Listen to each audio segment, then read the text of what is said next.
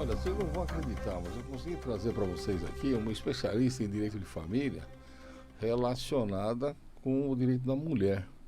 É gozado, né? Que a gente fala muito da Lei Maria da Penha.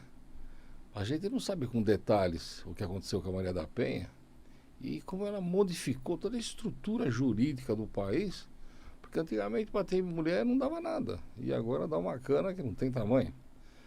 A menina aqui, a minha filha, ela é uma tremenda advogada em Joinville.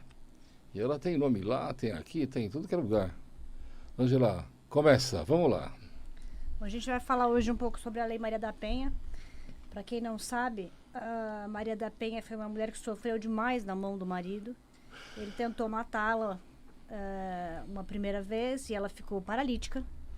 Quando ela voltou para casa, ele tentou eletrocutá-la.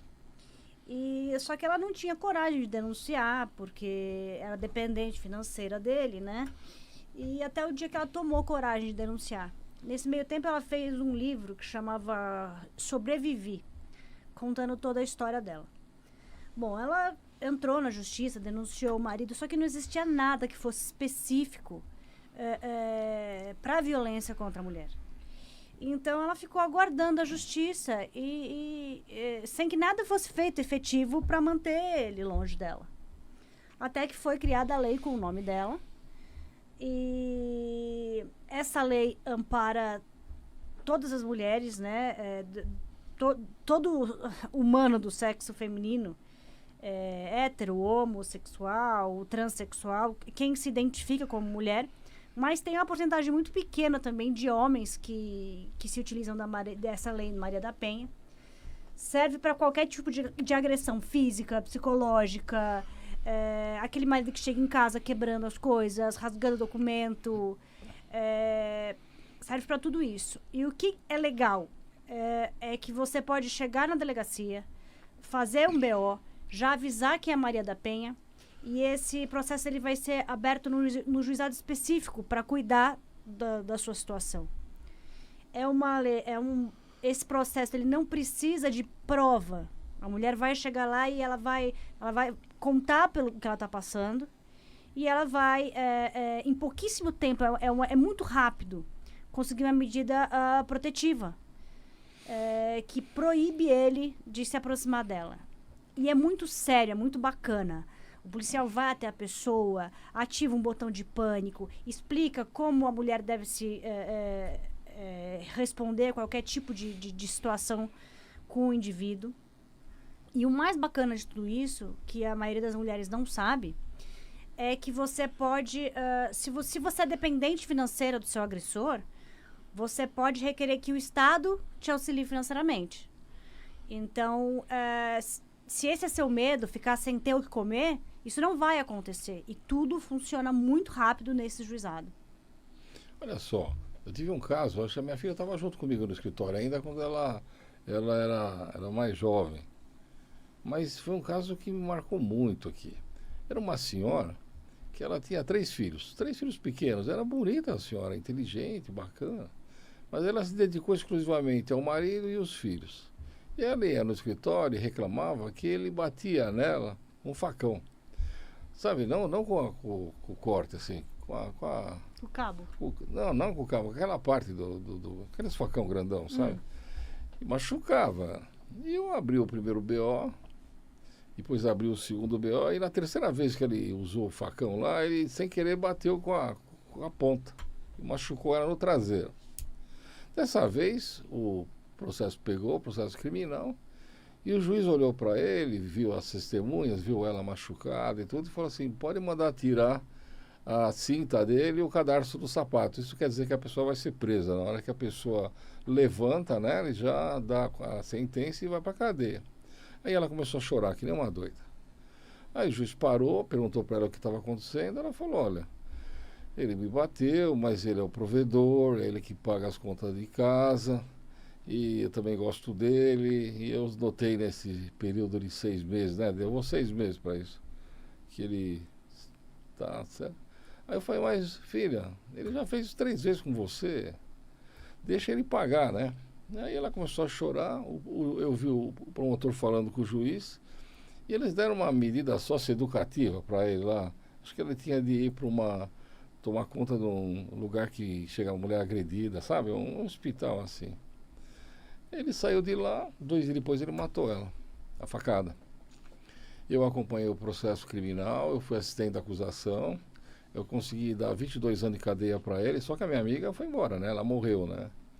E o pior, vocês não sabem, ele conseguiu sair, não sei como, né? Por excesso de prazo na formação da culpa. E a gente tenta prender ele até hoje. Ele está no norte, brincando, e vira e mexe, ele manda lá uma correspondência de lá para mim. Às vezes vocês veem que situação horrorosa essa moça passou, levando em consideração isso. Agora, Ângela, eu vi que você lá está fazendo um milagre lá na tua terra, lá em Joinville. Me conta, vai, dos processos de família lá. Porque lá parece tudo gente, tudo diferente, eles são tudo alemão, e parece que eles nem sorriem. Conta para mim, as mulheres de lá sofrem a mesma situação? Olha, é engraçado, né? Eu acho que as coisas... advogando lá e aqui, em alguns outros estados, eu acho que Santa Catarina é o que melhor responde, com muita agilidade. Dos juízes, do Ministério Público, sempre muito interessados. É claro que a escala também de processos, né, deles é diferente, mas as mulheres lá sofrem a mesma quantidade de violência, e elas tentam... é difícil elas reagirem, na verdade. É difícil você ir e procurar auxílio quando o teu agressor está dentro de casa, né? Mas a diferença o que é bacana é que quando você entra na justiça pela Maria da Penha, não tem nem audiência. Não é como se fosse um crime de menor potencial ofensivo. Pode ter pena, pode ter prisão preventiva, e a pena no final do processo é cana. É prisão, não tem o que fazer. E durante o processo, inclusive, o juiz determina que o agressor ele assista palestras para se reeducar. E se ele faltar a essas palestras, é tão agressivo quanto ele ter se aproximado da vítima e que tem a restritiva.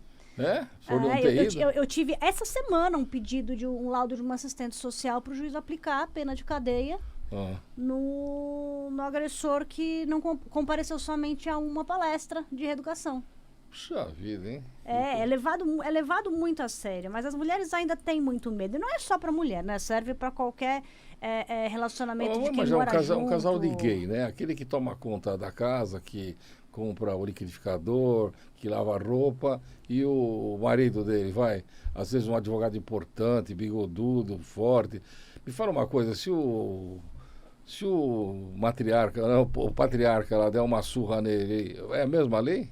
É a mesma lei. Serve, na verdade, serve até para briga dentro de casa entre mãe e filho, entre mãe e primo que moram na mesma casa. Quem mora junto, quem tem realmente um relacionamento. O agressor não tem vez, então? O agressor não tem vez. Não pela Maria da Penha. Se você pegar um cara, por exemplo, um stalker, aí é uma outra situação. Aí é um processo crime de verdade. Sei. Né? Mas a Lei Maria da Penha, ela foi criada cheia de dificuldades para realmente quem vive a violência doméstica dentro de casa. Mas eu vi um negócio que eu fiquei impressionado, que aumentaram a pena para 40 anos para a pessoa que comete um crime de matando a mulher. Você chegou a ver isso, não? Não. Então o máximo que a pessoa poderia ficar presa era 30 anos. Agora estão dando 40 anos de cadeia. Quer dizer, o sujeito que matar a mulher, é possível pegar uma pena de 40 anos. Só o que eu acho, filho, aqui de verdade, não se cumpre isso dessa forma. Os benefícios do assassino, o benefício do cara que agride a mulher são muito grandes. E a tendência deles aí é, numa saidinha, nunca mais voltar, né? E sumir. Isso está sendo levado a sério, né? E tem ainda um outro problema, além do agressor, um outro problema que eu vislumbro é o fato de ser uma lei que ela protege a mulher, mas ela acredita na boa-fé também, né? Da mulher. E ela não precisa de prova para Mas isso é um absurdo.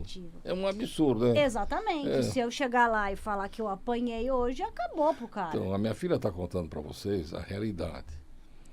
Vai a mulher lá na delegacia, conta uma mentira, pega lá e mostra que está tudo machucada no braço. Ela passa, sabe aquele negócio que ralador? Mesmo se bate, acontece demais. E vai lá e o que acontece?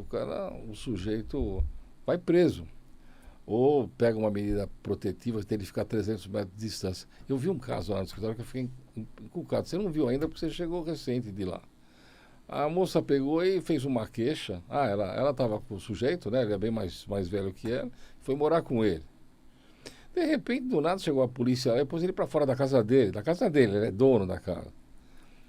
E aí, ele não podia voltar. Ele ficou desesperado e falou para mim, o que eu faço? Eu falei, entra com reintegração de posse, a casa é tua, né?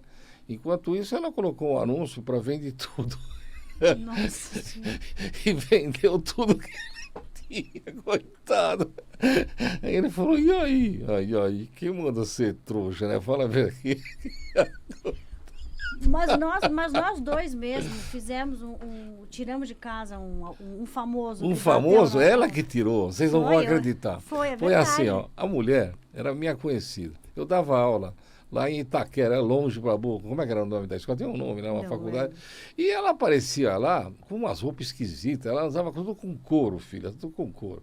E ela contou que ela era esposa de um homem importantíssimo. É um cantor que até hoje é conhecido. E ele foi até candidato a senador. E ela falava o seguinte, olha, eu tenho que tomar conta dos 7 filhos que ele adotou, acho que ele tinha 7, né, mais ou menos. Tinha um monte de filho. Mas, na verdade, ele não me trata como esposo, ele me trata como, sei lá, como empregada dele. E ela reclamava que ela tinha direito no trabalho todo que ela ficou com ele. E o que a gente fez? A minha filha, na época, ela preparou toda a documentação para ela trazer, para entrar com a ação de declaratória de união estável. E a mulher levou debaixo do braço, lá eu entreguei, quando eu saí da escola, que eu dei aula, entreguei para ela, acho que era 10 horas da noite, ela levou para casa. Quando ela chegou em casa, ele pegou aquela documentação, viu o que ela estava fazendo, deu uma surra nela, mas uma surra, gente, que vocês não vão acreditar. Desfigurou. Só para você ter uma ideia, ela tinha acabado de fazer botox no rosto inteiro, e botox era caro na época. Ele desfigurou o rosto dela. Eu tirei a fotografia dela desfigurada no escritório. Ele deu uma surra nela, levou ela para o meio da rua, puxando os cabelos. Ela tentou fugir pela rua. Ela tentou fugir e ela correu para a delegacia de lá. E a delegacia, a maioria dos policiais lá eram guarda-costa dele. Então não fizeram nada. Ela pegou um táxi e foi para minha casa. Minha filha que recebeu, junto com a minha esposa na época, ela estava com a roupa de dormir dela. Lá eu me lembro, e ela desesperada. Aí que a gente fez? Ligou para o delegado, acho que do primeiro DP, o doutor Dilermano, que é meu irmão de maçonaria. Saiu o boletim de ocorrência lá com agressão, aquelas coisas. Passamos no Instituto Mais Legal e fomos para a cidade dela para cumprir uma ordem. Chega lá, a juíza não queria dar liminar para colocar ela para casa e pôr ele para fora. Você lembra, filha? Vai, o que você fez? Conta. Não, a gente ficou o dia inteiro esperando. E ela ia lá cada meia hora e reclamava com a juíza. Colocava o rosto da moça no vidrinho da sala da juíza para a juíza ver que ela estava arrebentada. Até que a juíza pegou e deferiu a liminar, pôs ele para fora e ela adentrou a casa dele. A casa era dele, a mansão. Era dele. E aí depois o processo correu, aquelas coisas todas. Mas não existia, veja, não existia Maria da Penha. Ele teria sido preso na hora. Na ali. hora. Eu lembro que foi muito chocante isso, porque eles moravam na época dentro de um condomínio e tinha imagens dela fugindo e ele pegando ela pelos cabelos e catando ela e ninguém fez absolutamente nada. Mas o chocante, filha, é que ela voltou lá na delegada, que era uma maravilha, e falou que era tudo mentira, e voltou atrás. Ele deu 5 milhões para ela. Então, esse é o problema, na verdade. A falta de... o medo do futuro, de não conseguir se sustentar, elas acabam fazendo qualquer acordo por debaixo dos panos e voltam. A Maria da Penha, por exemplo, só se você falar na frente do juiz que você desiste. Não existe peticionar, não existe o juiz, você tem que falar para o juiz. E ele avalia ainda. Mas o perigo, gente, é que eu já vi cliente minha presa. Então vocês têm que começar a pensar que a minha filha, ela defende muitas mulheres, eu também defendo. Mas tem hora que não dá. Então o que faz? A mulher pega e inventa uma história e vai lá extorquir o sujeito. O cara mora numa casa, tem que sair da casa, ela fica com a casa dele e começa lá a extorsão. Aí se grava as conversas, aquelas coisas todas, se prova que é tudo mentira, e eu tenho já uma cliente cumprindo pena por isso. Quer dizer, não é mais minha cliente porque eu renunciei, né? Então, é muito a teoria da confiança, né, filha? Não, eu acho que devia ter uma prova mais cabal, sabe? Não devia se restringir a palavra da pessoa. Porque é perigoso. Imagina uma pessoa vai na tua casa uma vez e faz um pampeiro desse aqui, põe você para fora, você sai e ela faz isso. Eu tive outro caso também que eu fiquei impressionado. Era um delegado de polícia, coitado. A moça pegou e se apaixonou por ele, bem novinha, e ficou com ele lá. E de repente, ele não aguentou, acho que a moça era muito nova, ela infartou, coitado. Ele infartou e foi para o hospital. Enquanto ela internou ele no hospital, ela pegou todo o dinheiro que ele tinha das contas de banco, pegou os cartões de crédito dele e viajou com a família inteira dela para tudo que é estado brasileiro. Não dava para ir para o exterior, porque eles não tinham passaporte.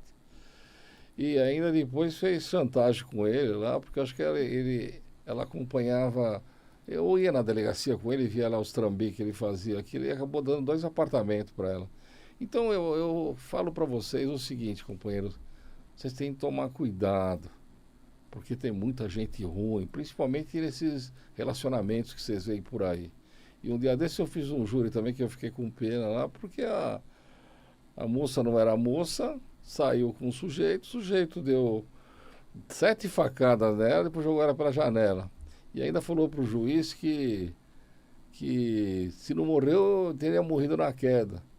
E é gozado, porque as penas não são elevadas, mesmo com homicídio triplamente qualificado. Mas, filha, conta mais alguma coisa para nós, estamos gostando, vai, diz aí, com relação às mulheres. Eu acho que é um comportamento até cultural que a gente tem, né, da mulher ser oprimida. E essa é a realidade. Tá? A gente está tentando mudar essa realidade, mas eu acho que ela vai também do 8 para o 80, da mulher que era totalmente desprotegida. Mas, filha, tem uma dúvida. A mulher tem uma mulher que você olha para ela se estereótipo dela é um homem. Ela usa cinta, ela usa calça, ela tem barriga, e ela bate na mulher dela.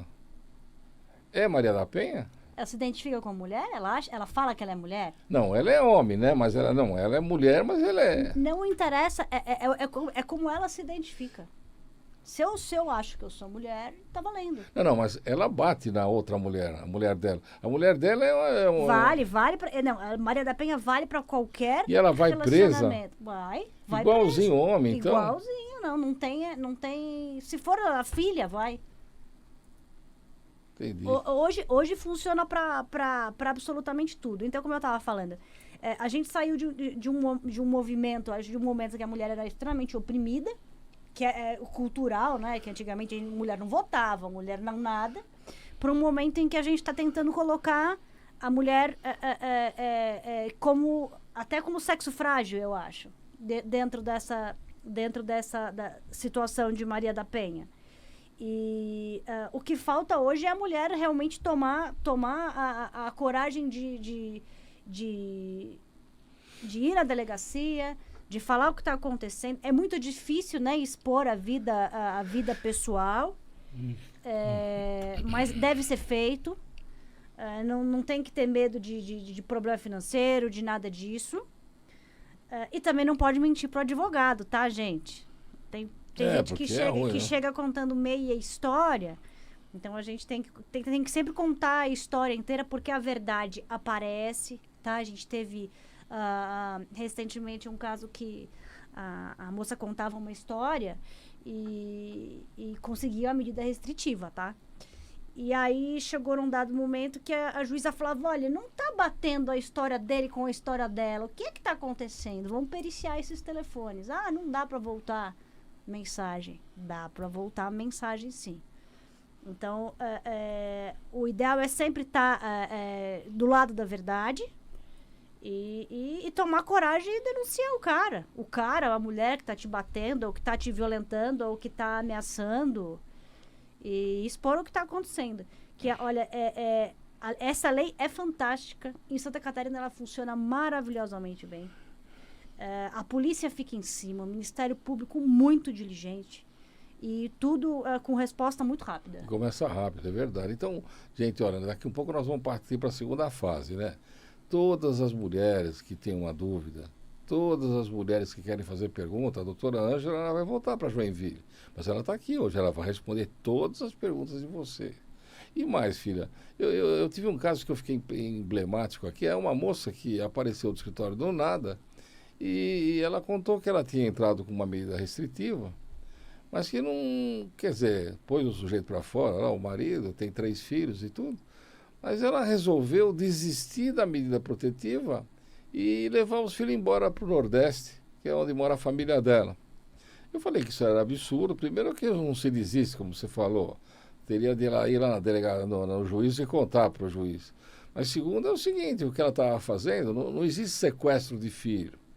Mas ela levar embora o filho, além de tudo, ela ia perder a guarda, porque ele ia entrar com uma busca e apreensão. O que você acha a respeito disso? Eu acho que as pessoas estão muito mal calçadas de informação. Isso muito mais me parece um acordo que ela fez com ele. Olha, eu tiro o processo de você e você me deixa levar a criança. Nós temos uma conhecida em comum, inclusive, que se separou do marido e resolveu que ia fazer um curso. Ficou morando em Washington um tempo. E ela, depois de um tempo, ela simplesmente trocou os telefones e ficou com as crianças. E ficou para ela? Até o dia que a polícia desceu lá e as crianças foram tomadas, as crianças ficaram 60 dias num abrigo antes de ser devolvida para o pai, antes de serem trazidas para o Brasil, e a mãe não podia visitar. Então, vocês estão vendo o prejuízo às vezes acaba nos filhos, que ficam num lugar lá totalmente inóspito para eles. É bom, mas não é bom, né? E é muito sério. Gente, vamos dar uma parada e começa a telefonar aí, 31710221, que a doutora Ângela está aqui para responder a vocês. Estou aguardando. Alô? Pode falar. Alô? Alô? Acho que caiu, né? Então tá bom. Ô filha, estão ligando já, a gente tá vendo aqui. Não, tá bom.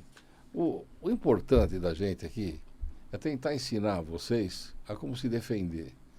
O que a gente fala para cá não é aquela mulher inteligente que estuda, que tem... Pode falar? Alô? Diga. Alô? Oba, diga. Tudo bem, doutor Cagone? Tudo bem, isso. Boa tarde. Boa tarde.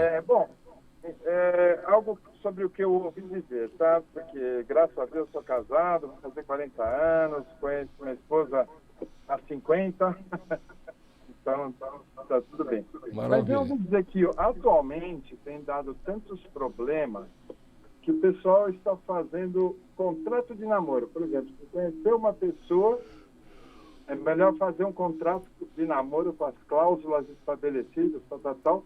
E eu fiquei curioso sobre isso já faz um tempo. Como o tema tem a ver, gostaria de ouvir seus comentários e eu ouço pela rádio, ok? Maravilha. Primeiro eu vou ouvir o da minha filha, que é a doutora Ângela. O que você acha a respeito? Porque você um dia desse, você falou desse contrato que ele está falando. Eu acho muito válido, hoje em dia, fazer o contrato de relacionamento. Porque tem o direito está possibilitando umas vertentes hoje que estão, inclusive, eu acredito, né, estão dificultando o relacionamento humano.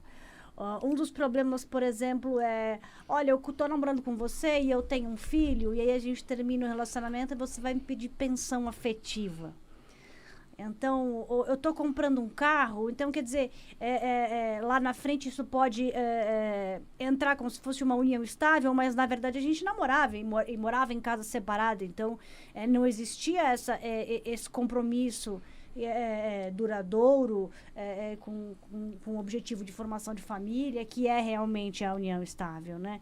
Então, infelizmente, hoje a gente precisa se calçar como dá. E eu acho o contrato de namoro algo muito válido hoje. Então, vamos lá. O contrato de namoro seria estabelecer o início de um relacionamento. É uma prova que você está dando para a pessoa que vai conseguir a assinatura desse contrato, que o início da união estável começou lá. Porque qual que é a sequência, no meu ver? Nós temos namoro, depois temos temos o noivado, da época, e depois tem o casamento. Se você já começa a namorar e tem um contrato lá, está mais que provado que você começou um relacionamento. Aí o José começa a perguntar, onde que mora a moça? Ela mora na minha casa. E quais horários que ela fica? Ela dorme com você? Essa eu acho, filha, que a pessoa que Você já entende se como uma preocupa pegadinha, é uma pegadinha. Então, eu não entendo, porque eu acho que a união estável, ela precisa de... É claro que se você fizer um contrato de união estável, onde você já a parte do momento que você mora com a pessoa, um contrato de namoro, onde você parte que você mora com a pessoa, já não é namoro. Isso daí já é união estável. Então, mas o contrato é para se garantir. Então, meu companheiro, é o seguinte, olha, minha filha acha que você deve fazer o contrato. E eu acho que você não deve fazer nada. Agora, você vai buscar um advogado da confiança tua, e ele vai orientar você vai contar as duas posições nossas, e ele vai definir se você vai fazer o contrato ou se você não vai fazer o contrato. É isso aí. Você entendeu? Um abraço para você, então. Legal. Tá. Então, gente, é assim, ó. A minha filha acha que documentar uma situação é bastante importante. E eu acho que documentar essa situação é temerário. Mas a gente respeita as duas situações. Mas é assim, ó, quando você está com uma pessoa, vamos imaginar que você tem um clube lá que você é sócio. Você quer levar lá a tua namorada lá junto. Você chega na porta do clube, ele fala assim, olha, se você não fizer uma declaração de união estável aqui, ela não entra, você vai ter que pagar um monte de coisa. Então ele faz o documento, juntou lá, já tem uma prova estável disso. Aí, se ela começa a fazer compra, ela compra o celular dela, a conta vai para lá. Então eu acho o seguinte, olha, quando a pessoa não casou, ele vai responder como? Se ela trabalha, ele trabalha. Se ela tem um ganho, ele também tem. Vai deixar isso daí para discutir com o próprio juiz. Agora, o que você tem de pensar é tratar bem dela, porque se você der uma surra nela, você vai preso. Se você xingar ela, você vai preso. Se você ameaçar ela, você vai preso. E ainda tem a possibilidade de você perder a tua casa, ela ficar lá dentro. Então é melhor você cuidar dela direitinho e se faz um acordo numa situação. Mas eu quero lembrar... Atente ao fato de que você também pode ser a vítima. Tá? É tem homem isso, que é uma minoria, olha, muito menor, mas existe eu vi um isso. cliente que eu fiquei com pena. Ele arrumou uma namorada e disse que a namorada pulou na casa dele e não saía mais, filha. Não saía mais. Acontece. Então, e aí, né, ela falou que era empresária, que ela tinha 2 apartamentos, negócios dela, aquelas coisas todas, e o cara foi na dela. Aí, na hora de sair para trabalhar, ela falou, não, eu vou trabalhar, mas eu sou empresária. Mas como é empresária? Eu recebo tudo por... Ela trabalhava pela internet. Ela tinha uma loja lá de venda de açaí, e ela ficava vendo, a empregada dela vendeu açaí, fazendo as coisas dela. Então eu vi que ela não saía de casa, ela ficava lá dentro, sentada, fazendo isso. Aí até que um dia apareceu lá um sujeito lá, a polícia... Olha, uma busca e apreensão de carro. Tá, vamos parar um pouquinho, tem uma pergunta. Pode falar. Alô, diga. Alô, boa tarde. Boa tarde. Que bom você estar aqui. Tudo bem? Obrigada. Como é que é teu nome? É Érica. Fala, Érica, diga. Então, bom, eu tenho uma dúvida de uma situação. Eu conheci uma pessoa quando eu tinha 20 anos de idade, ele era separado e mais velho do que eu. Fiquei grávida dele, do primeiro filho, e ele, depois de 3 meses mais ou menos, ele foi embora e deixou o filho comigo. Aí depois de uns 2 anos eu conheci uma outra pessoa, essa pessoa a gente ficou 12 anos juntas, e ele, quando meu filho fez 5 aninhos, essa segunda pessoa, ele quis adotar a criança, adotar o meu filho como filho. E eu caí na burrada, porque é amor, eu fiz a adoção, chamei o pai biológico e fizemos a adoção. O meu filho hoje tem 36 anos, ele é super revoltado comigo porque ele falou que ele queria ser o filho daquele primeiro pai. E não do segundo, porque o segundo não quer nem saber dele. E aí, o que eu faço, doutor? O que eu poderia fazer? O pai biológico abriu mão mesmo? Abriu mão na época, ele falou, é isso que você quer? Eu tinha 20 anos de idade, acabei deixando. É uma adoção, mas na adoção, filha, ele transfere pro outro. Sim, Então, só que ela esse não tem o que outro... fazer. Mas Então, nós temos duas situações aqui. A primeira, se você levar ao juízo dizendo que teu filho quer, porque quer ter o nome do pai dele na certidão de nascimento, eu tenho certeza que dá para fazer. Sim, dá Porque- pra, qualquer um pode mudar. Então a gente pode fazer isso tranquilamente. Agora, com relação à adoção, ele pode ter dois pais. Ele tem o pai biológico, ele tem o pai do coração. E vou mais além, se ele fosse doente, ele teria direito de pegar alimentos dos dois, filho. O pai biológico tem esse interesse também? Então, Ou não? eles, assim, são tanto um quanto o outro. O pai que adotou não quer nem saber. Ele é aquele pai que não quer saber de ninguém, que ele tem mais 3 filhos comigo, não quer saber de nada. E o pai biológico, ele acabou se distanciando um pouco, mas eles têm contato. Depois de grandinho, eles... Mas depois de grande, é só fazer tem uma ação contato. que vai dar para fazer sim. E vai registrar, vai ser uma boa.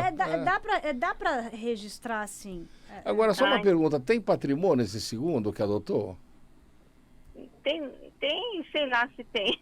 Ele casou com uma outra pessoa, mas eu vou ser sincera. Não, ele esse é aquele novo, cara que olha filho. só pro umbigo, entendeu? Então, não sei Mas dizer. pensa nisso, olha, se ele quer ter o nome do pai dele, ele vai conseguir. Sim. E você pode procurar a justiça gratuita no próprio fórum teu lá, e você conta o que está acontecendo lá, que o juiz vai determinar que se coloque o nome do pai dele. que bom. Aí você conta a situação, que o outro sumiu, desapareceu, que não está como pai. Mas eu, de qualquer forma, eu fico chateado com esse menino de saber essa situação, e ele tem razão. E você não tem culpa, você fez a melhor do que você podia. Naquele Mas- momento era o meu melhor. Exatamente, e você vai fazer isso tudo de graça, não tem despesa nenhuma. Tá? Ai, que ótimo. Eu fico doutor. feliz de Obrigada. poder ajudar você. Fica com Deus, Ai, tá? muito obrigada. Tô aliviada. Obrigada, uma ótima tarde para você. Um abração. Mas então, filha, nesse caso aí, a moça não saía da casa. Ah, Aí o que ela fez? Chegou lá, o oficial de justiça lá, olha, eu vou fazer uma busca e apreensão de carro aqui. Aí meu cliente ligou para mim desesperado, falou, o que eu faço aqui? Busca e apreensão de carro? Mas eu nunca não estou devendo carro nenhum. Era o carro da moça. Ela não tinha pago três prestações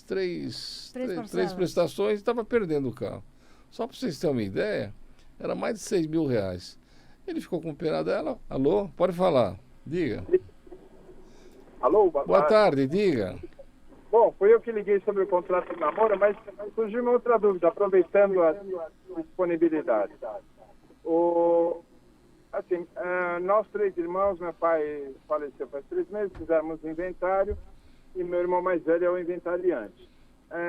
Só que assim, o inventário foi concluído essa semana, ele nem toca no assunto da partilha. A partilha deveria ser feita imediatamente, ou seja, o que tem no banco já repartir para cada destino. Eu só vou fazer uma pergunta. Você fez o inventário no fórum ou você fez no cartório? Foi? Você fez o inventário no fórum ou você fez no cartório? Não, foi no cartório extrajudicial. Então, lá já tem a partilha na hora. Você vai lá e pede uma cópia. O problema de vocês é o seguinte, ele como inventariante, ele já fez o inventário. Agora, resta saber o que vocês assinaram lá. já foram pagas os tributos todos? Tá tudo certo. Só que Então, assim, você sabe o que você recebeu, não tem cabimento. Se ele está escondendo-se você vai lá e pede uma certidão lá que eles vão te dar. não, eu tenho a cópia já do inventário, eu é que fui retirar. Então, não tem a partilha? Não, tem a partilha. Só que assim, é um pouquinho mais confuso. Minha mãe faleceu há 2 anos. Ah. Foi sem inventário. Tinha um certo montante na conta, nós doamos de volta para o meu pai. Aí foi feito esse inventário, só que foi citado só 50% do que tinha na conta, porque os outros 50% estão na conta da minha mãe. Certo. Ou seja, está um pouco confuso para eu ir ao banco com a minha cópia e requisitar a minha parte, porque são 2 inventários para ser requisitadas as transferências. Não é? Certo, certo. Então, assim, o que tinha sido combinado? Que ele faria as transferências. Mas o que está me incomodando é ele nem tocar no assunto, entendeu? Peraí, deixa eu só ver se eu entendi. O senhor falou que tinha um dinheiro na conta da sua mãe e vocês fizeram a doação de 50% para o seu pai, correto? Eu vou... Então, só que os outros 50% já era dele. Sim. Então, qual transferência que você está esperando que eu não entendi? Não, É na segunda que morreu o pai. Quando minha mãe faleceu, nós não retiramos dinheiro da conta. A gente fez doação, inclusive, no imposto de renda, de volta para o meu pai. Ah, Eu avisei meu irmão, o advogado falou que não precisava. Eu falei, vai tributar de novo no ITCMD. A gente deveria ter recebido e feito um VGBL, sei lá. Ah, sim. O advogado que nos atendeu disse que não. Que é só ir com os 2 inventários. E eu estou achando estranho.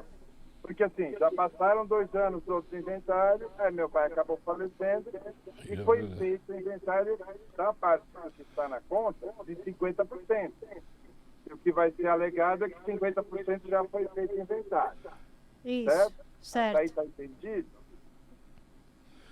Filha, se é GBBL, já está definido quem são. Não foi feito. Quem vai... não foi feito. É só levar lá o inventário que você tem lá já homologado, já arrumadinho, lá no banco, que eles vão dar a tua parte. Eu acho que ele falou bem para você. Vai lá e se apresenta no banco e mostra.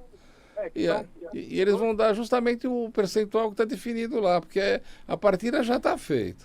É só isso aí no banco, ele falou bem. Ele não vai para você que não pode. Se fosse judicial, seria automático. Sairia um alvará, você receberia na sua conta. Mas como é o extrajudicial, que é muito mais rápido, inclusive, dá para fazer...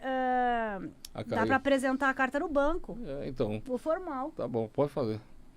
Alô? Diga. Alô, boa tarde. Que prazer em falar com você, minha ouvinte. Como é que é seu nome? Meu nome é Maria Nilza, eu sou nova, esqueci seu nome. Carbone e Ângela, pode falar. Ah, tá. Eu queria fazer uma pergunta, você não sei nem como começar, mas eu vou tentar resumir. Eu trabalho numa casa em Barueri, eu sou cuidadora, eu e a minha filha. E tem uma outra pessoa de uma empresa que vai ajudar a gente segunda, quarta e sexta. Só que na hora do trabalho a gente comenta de família, né? E ela começando da filha dela e sem querer eu comentei da minha, né? Assim, coisas normais, né?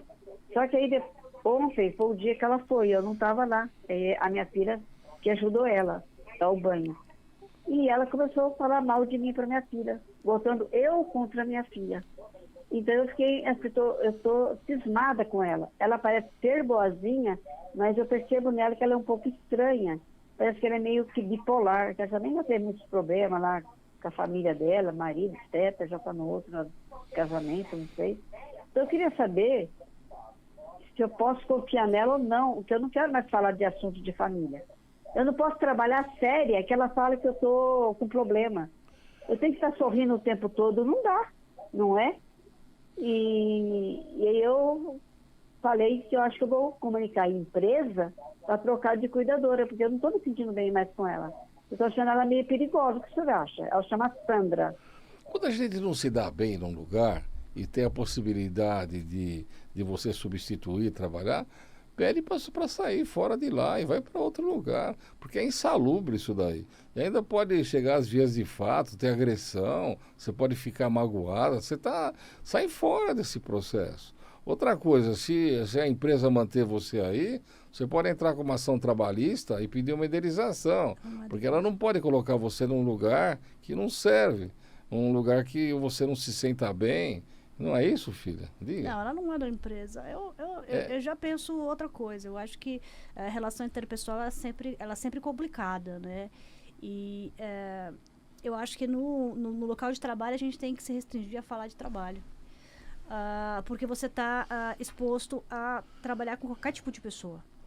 Então, se a pessoa ela é competente dentro do lugar de trabalho dela, não significa que ela serve para ser sua melhor amiga. O que a Ângela está falando é seja profissional. Só trate dos assuntos relacionados ao teu trabalho, ao teu empenho, e não escute o que ela fala. É isso, filha? Exatamente. Então. Exatamente. Não significa... Ela ser uma boa enfermeira, uma boa cuidadora, não significa que ela serve para ser sua amiga. Não precisa pedir para mudar. Porque eu não acho que ela ter contado isso aí vai te afetar. É sua filha, você conversa com ela. Olha que bacana, então. Mas só se resume, se guarda. Se guarda, que é a melhor coisa que você tem para fazer quando você não conhece a pessoa direito. E outra coisa, tá tão difícil trabalhar, tá tão difícil o emprego, tá tão difícil gente pagando direitinho, a senhora deve estar registrada, deve ter teu CNIS. Trabalha e esquece ela, faz a tua obrigação. Boa tarde, a senhora, um abração, tá? Então, eu estava contando, filha, mas para encurtar a história. Ele arrumou uma namorada, a mulher entrou para dentro da casa dele, não saía, trabalhava assim no visual do celular dela. E apareceu lá uma busca e apreensão lá, dizendo que tinha um carro lá que ele não tinha pago. Aí se descobriu que era o carro dela e a financeira colocou um aparelho lá para localizar o carro. O sujeito ficou com pena e pagou os 3 meses atrasados dela e foi pedir para ela reembolsar. E ela falou que não tinha perspectiva nenhuma de pagar, como não pagou. Então vocês têm que tomar cuidado com quem vocês põem dentro de casa. Porque, olha, já a pessoa é de idade, arruma uma novinha, e a mulher passa um moleque desse daí, o advogado vai falar o quê para você? Você pagou, né? Você vai ter que entrar com uma ação e vai ser difícil receber de volta. Exatamente, Você provavelmente não vai ganhar. E provavelmente ela vai fazer isso com outro, até quitar o carro, né, filha? Mas é isso que eu falo. Eu acho que Maria da Penha é maravilhosa. Porque tem muita mulher que sofre. Mas tem todo tipo de gente no mundo, né? Isso. E outra coisa, o cuidado de vocês é muito grande. Toda vez lá que a pessoa está triste, está chateada, perdeu a esposa, ou perdeu o marido, está vulnerável, não tem, sempre vem alguém esperto aí para fazer a pele de vocês. A carência. É a carência. Então, aí você vê lá o sujeito pegar lá e arrumar uma namorada e casar em 2 meses, ou fazer um contrato de namoro, depois fazer um contrato de noivado, e depois comprar uma forca para ele. Então, na verdade, ele tem de verificar se a pessoa que está do teu lado merece. Tem de ver a família, tem de ver o trabalho dela, tem de ver essas coisas todas. E se ela começar a vir com a parte patrimonial, vocês têm de levar em consideração o seguinte: a validade da união estável, do relacionamento estável, é a compra em conjunto das coisas. Se a pessoa entrou lá, o juiz vai ver quanto você ganha por mês para a moça, ela ganha 2 salários mínimos, e vê que é incompatível os investimentos que o outro fez, e os impostos de renda são separados, e ela tem a vida dela e você tem a tua, é evidente que ela não vai conseguir nada. Então você tem que tomar cuidado para isso, porque no final, se você não pagar ela, você vai pagar advogado. E é ruim, né? E mesmo prestando muita atenção, a gente às vezes acaba entrando em cada roubada que... É terrível, é terrível. Então tem de pensar, né, filha? Tem que pensar, agora, tem que repensar. Com relação aos tribunais, filha, eu vejo o processo de divórcio, eu vejo o processo de partilha e todas as brigas. Até hoje você viu lá uma senhora lá que estava inconsolável numa situação como essa. Me fala, por que demorar tanto? São coisas tão claras. Terminou o relacionamento, é metade de cada um, não tem conversa. Alô, pode dizer. Olá, boa tarde. Boa tarde, que bom que você está falando. Conta para nós, como é que é teu nome? Meu nome é Juliana. Juliana, conta o que está acontecendo com você. Fala, Juliana. Vamos lá. Eu trabalho numa empresa há 22 anos, porém, há 9 anos dentro dessa empresa, eles me deram a proposta de virar PJ, né? PJ. Não vale sim, nada isso daí, nada. Deixa eu te nada, falar. Minha filha. Isso daí é uma ação trabalhista maravilhosa. Doutor, o que acontece? Qual que é a minha dúvida hoje que tenho 9 anos já como PJ e vejo que não tenho férias, 13º, não tem nada.